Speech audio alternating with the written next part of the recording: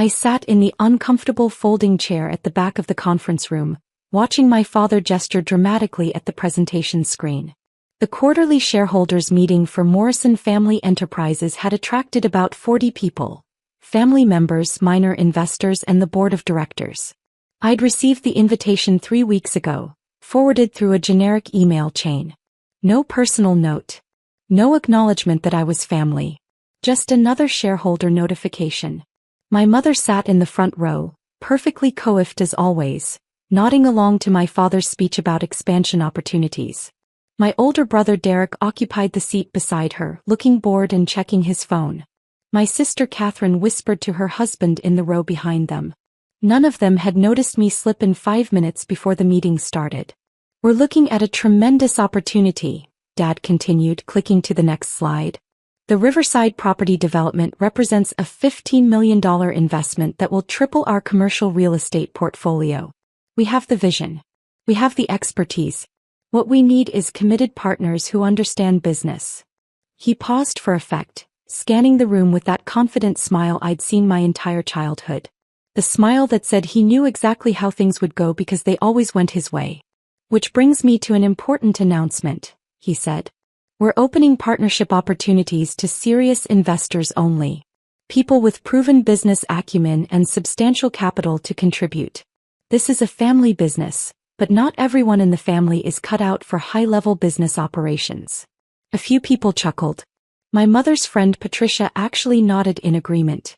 I kept my expression neutral, my hands folded in my lap. "Now, I know some people might think they're entitled to partnership positions simply because they share the Morrison name," Dad continued. His eyes swept the room but never quite landed on me. "But this company was built on merit, not handouts. We need partners who bring something to the table." My phone buzzed silently in my pocket. I ignored it. My lawyer could wait another 30 minutes. Derek finally looked up from his phone. "Dad's right.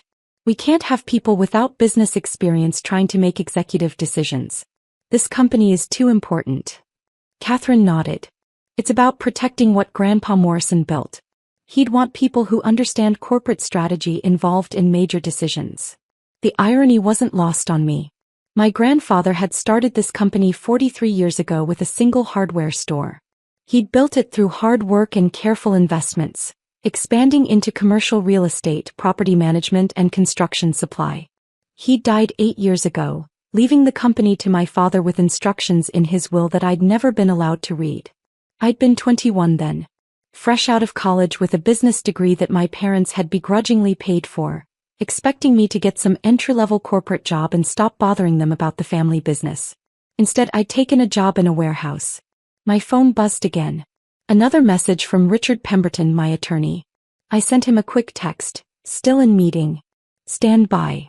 "So let's talk about who's eligible for these partnership opportunities," Dad said, advancing to a new slide. "Current board members, naturally. Investors who've contributed at least $5 million to company operations. And family members who've demonstrated business leadership." He smiled at Derek. "My son Derek has been instrumental in our recent commercial acquisitions. He'll be taking on a partner role immediately." Derek straightened in his chair, looking pleased. "Catherine has shown excellent judgment in property management operations. She'll also receive a partnership position." My sister beamed. "These are the kind of people who deserve a seat at the table," Mom added, turning to address the room. "People who've proven themselves. Not someone who works in a warehouse and calls it a career." A few people glanced around, confused. Patricia leaned over and whispered something to my mother, who nodded. I remained perfectly still. "Jennifer has been with us for 4 years now," Dad continued, and I realized with a jolt that he was talking about me. "She's chosen a very different path from the rest of the family. While we were building this business, she was pursuing other interests. Like manual labor," Derek muttered, loud enough for his section to hear. A few people laughed. "Everyone makes their own choices," Dad said with false generosity. "Jennifer chose simplicity over ambition. That's fine. Not everyone is built for high-pressure business environments. But it does mean she's not qualified to participate in executive-level decisions." My mother turned in her seat to look at me directly for the first time since I'd entered. "Honey, no one's saying you're not part of the family. But you have to understand, business partnerships require expertise you simply don't have. It wouldn't be fair to you or to the company to put you in that position. She'd be completely lost, Catherine agreed. Can you imagine Jennifer trying to evaluate commercial property investments? She doesn't even know what a cap rate is. I bit back a smile. Catherine had asked me to explain cap rates to her just 5 years ago when she joined the company. I'd patiently walked her through the formula. Net operating income divided by property value. She'd written it down on a napkin at Thanksgiving dinner. This isn't personal, Dad said, addressing the room again. It's business. And in business, you need people who understand finance strategy and market dynamics. People who've proven they can operate at this level. Robert's absolutely right, said one of the board members, Greg Patterson, who'd been with the company for 15 years. We can't let sentiment interfere with sound business practices. Partnership positions should go to qualified individuals. People who actually contribute to the company's success, added another board member, Sarah Chin. Not people who've chosen to work outside the organization. I checked my watch. 23 minutes into the meeting. Richard would be getting impatient. So here's what we're proposing, Dad said, pulling up a document on the screen. Partnership shares will be distributed based on current involvement and future capital contributions.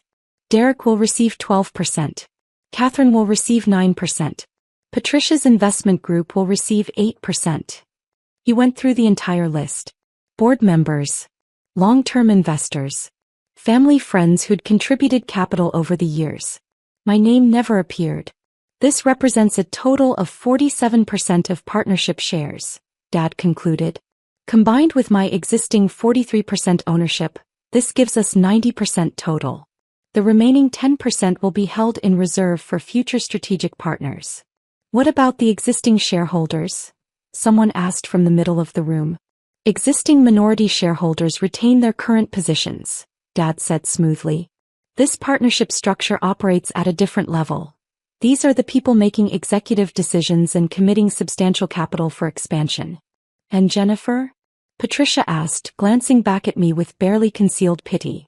Is she retaining her minor shares? Jennifer has a small shareholding from Grandpa Morrison's estate, Mom explained. Less than 1%. She'll continue to receive her small dividends, but she won't be involved in partnership decisions. It's really for the best. She can focus on her warehouse work without the stress of business operations. Derek snorted.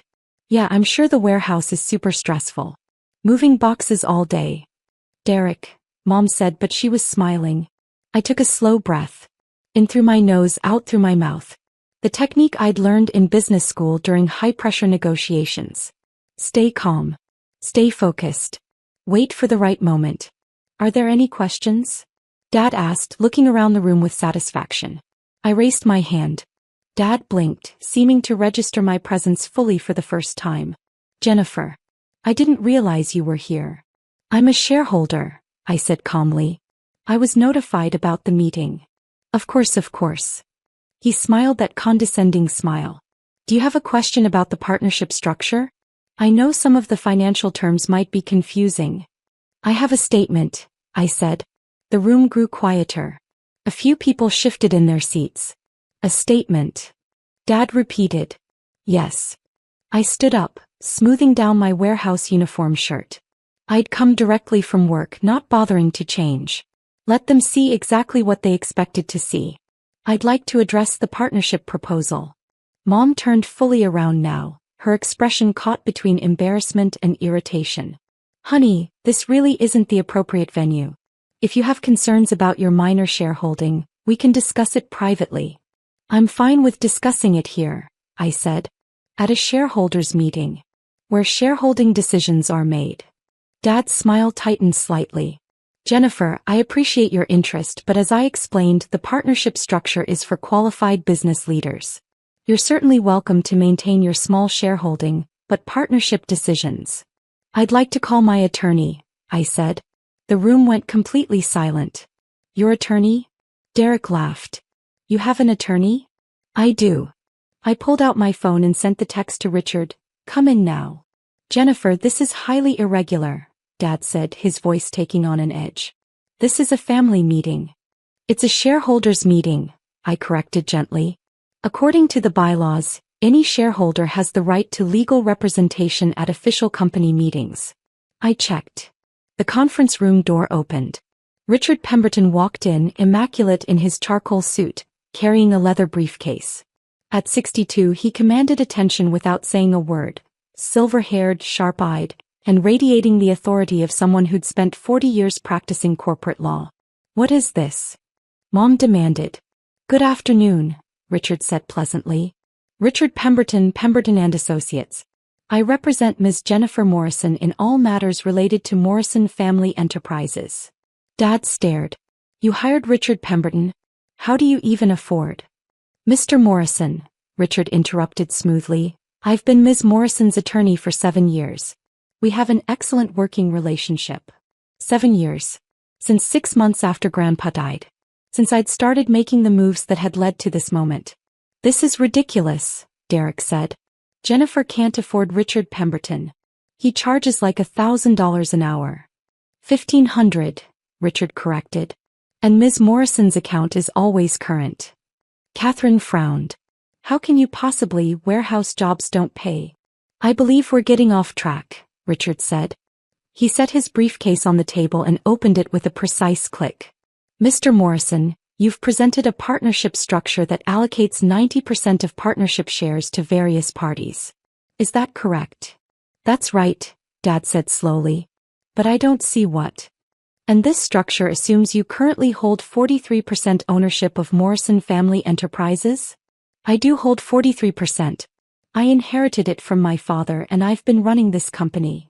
"Actually," Richard said, pulling out a folder, "you hold 0%. The silence that followed was absolute. "That's impossible," Dad said. "I own this company. My father left it to me." "Your father left you operational control," Richard said. "Which is different from ownership. The company structure established by Morrison Sr. was quite complex. He created a trust mechanism that allowed for ownership transfers independent of operational management." He pulled out several documents, laying them across the table. "Over the past 7 years, Ms. Morrison has systematically acquired ownership shares in Morrison Family Enterprises through a series of private transactions with existing shareholders." "What?" Mom's voice was faint. "Ms. Morrison began by purchasing small shares from minor investors," Richard continued. 5% here, 3% there. She paid fair market value, sometimes above market value, for shares that most holders considered minor investments. Over time, these acquisitions added up. He produced another document.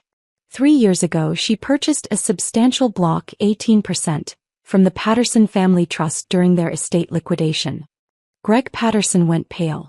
"That was handled through a private equity firm." "Mountain View Capital Holdings," Richard confirmed. "Ms. Morrison's investment company." The transaction was entirely legal and properly documented. The Patterson Family Trust was fully aware they were selling to a Morrison family member. "They chose not to disclose this to you, Mr. Morrison." "This can't be legal," Dad said, but his voice was shaking. "It's completely legal," Richard said.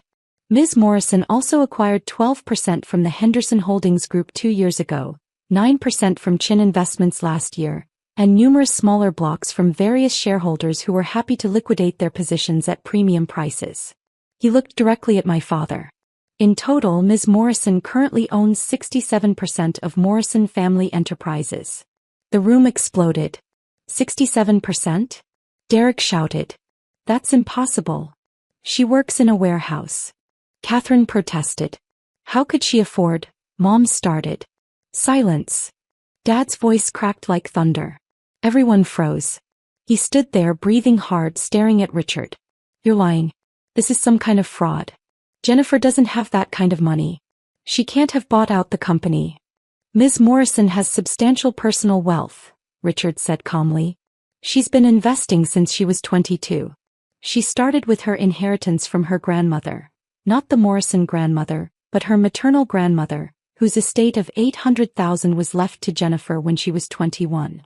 I remembered that inheritance. My parents had suggested I put it in a safe savings account. Instead, I'd met with financial advisors. Real ones. who'd helped me understand compound growth and strategic investing. 800,000 doesn't become millions, Derek said desperately. No, Richard agreed. But 800,000 invested wisely in a rising tech market in 2016 can grow substantially. Ms. Morrison made several early investments in emerging technology companies. She invested in a small cloud computing startup that was later acquired by Microsoft. She bought shares in an AI development company that went public in 2019. She diversified into real estate investment trusts and high-growth mutual funds. He smiled slightly. By 2020, her 800,000 had become approximately 12 million. She continued investing. By 2023, she had 47 million. Currently, her portfolio exceeds 93 million. The silence was deafening. That's not possible, Mom whispered. I have the documentation, Richard said. Bank statements, investment account summaries, transaction records. All available for review if needed. Ms. Morrison has been extraordinarily successful in her investment career. The warehouse job she maintains is actually her choice.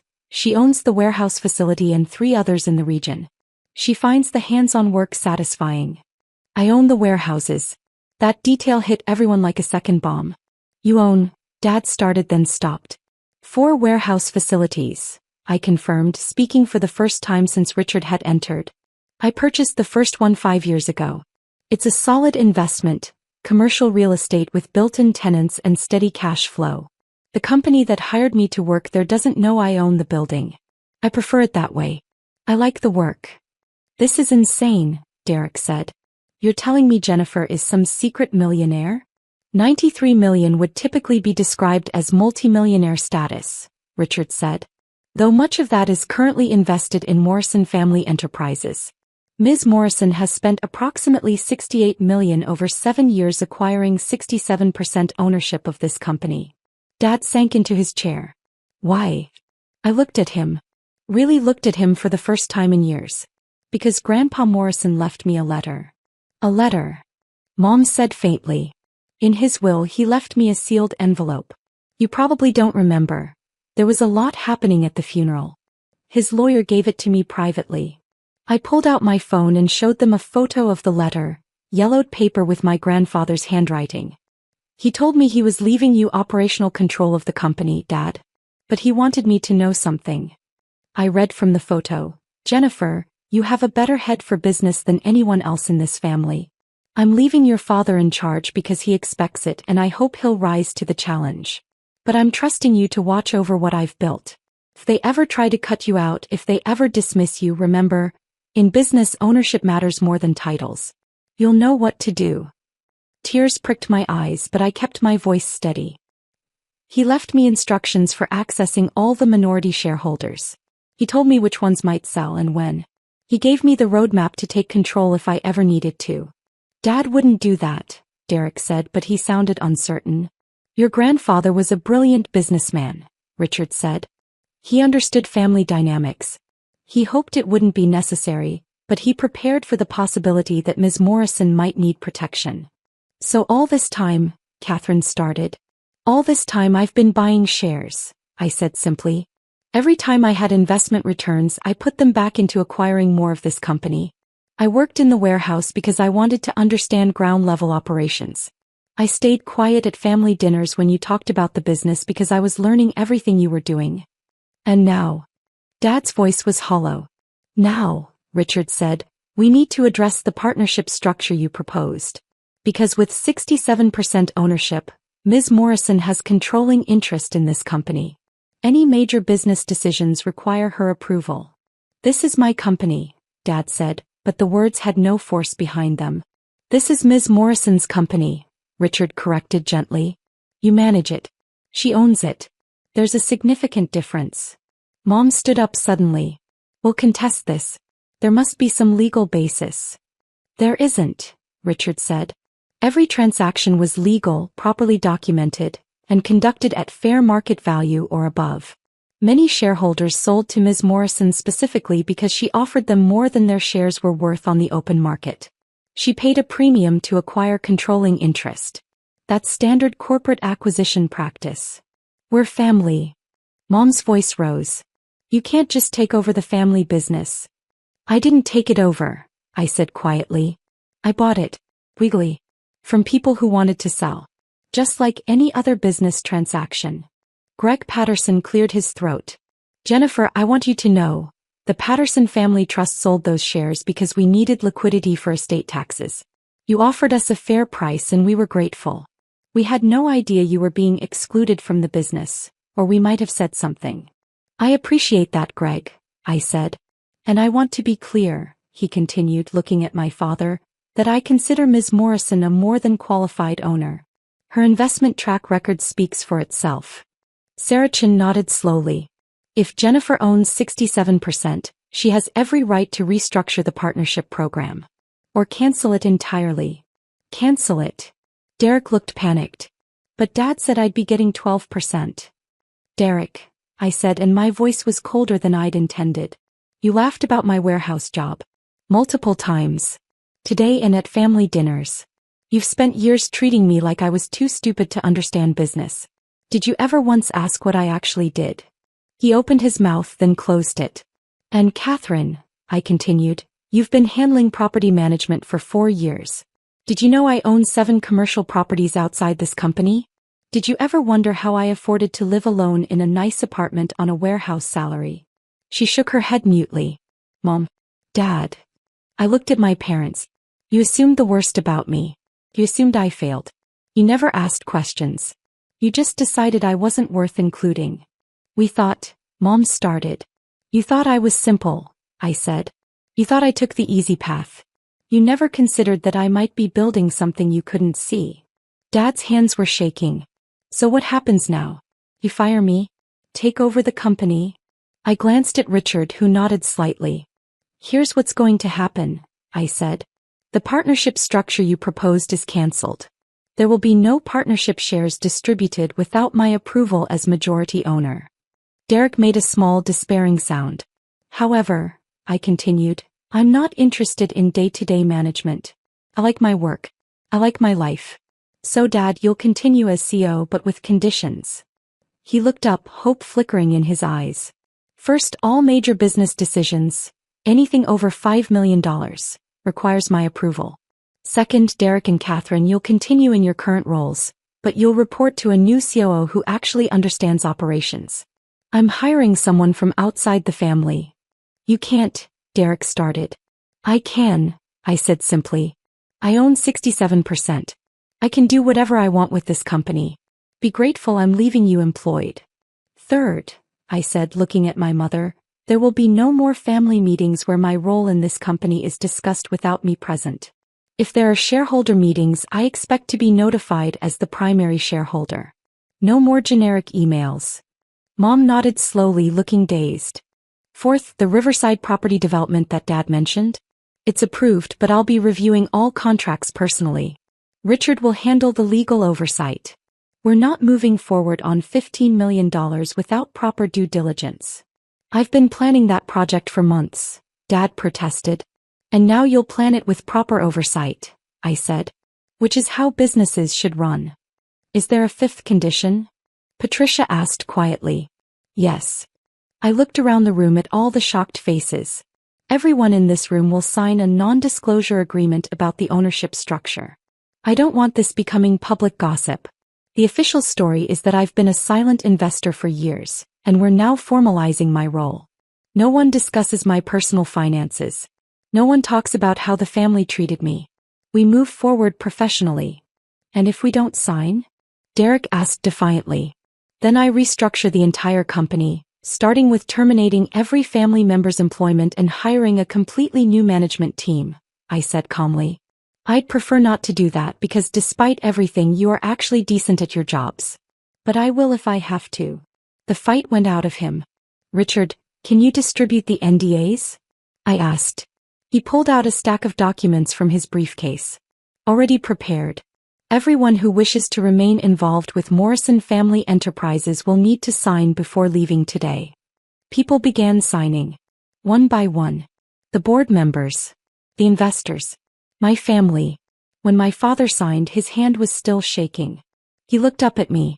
I really believed you were just simple, content with less. I know, I said.